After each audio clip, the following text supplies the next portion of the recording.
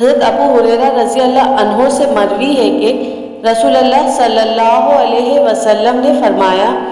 اپنے باپوں یا ماؤں کے نام کی قسمیں نہ کھایا کرو اور نہ بتوں کے نام کی، صرف اللہ کے نام کی قسم کھایا کرو، اور اللہ کی قسم بھی اسی صورت میں کھاؤ جب تم سچے ہو۔ حضرت عمر بن خطاب رضی اللہ عنہ کا بیان ہے کہ وہ ایک قافلے میں جا رہے تھے کہ پیچھے سے رسول اللہ صلی اللہ علیہ وسلم انہیں آ ملے۔ آپ صلی اللہ علیہ وسلم نے ان کو سنا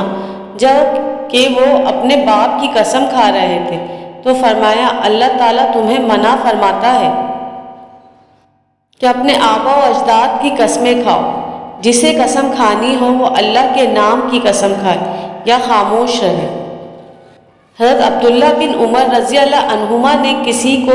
سنا کہ وہ کعبے کی قسم کھا رہا تھا، تو انہوں نے اس سے کہا،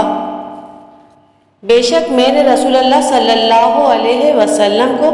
فرماتے ہوئے سنا ہے، جس نے غیر اللہ کی قسم کھائی اس نے شرک کیا۔ حضرت سعید بن حنظلہ رضی اللہ عنہ بیان کرتے ہیں کہ ہم رسول اللہ صلی اللہ علیہ وسلم کے پاس آنے کی نیت سے روانہ ہوئے،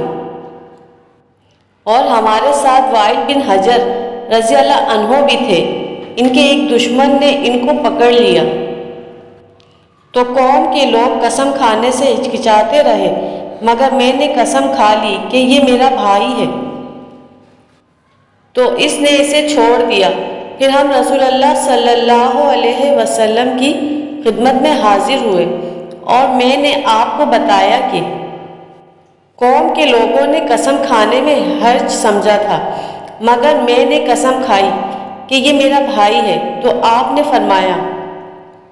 تو نے سچ کہا، مسلمان مسلمان کا بھائی ہوتا ہے۔ حضرت عبداللہ بن بریدہ اپنے والد سے روایت کرتے ہیں کہ رسول اللہ صلی اللہ علیہ وسلم نے فرمایا، جس نے قسم کھائی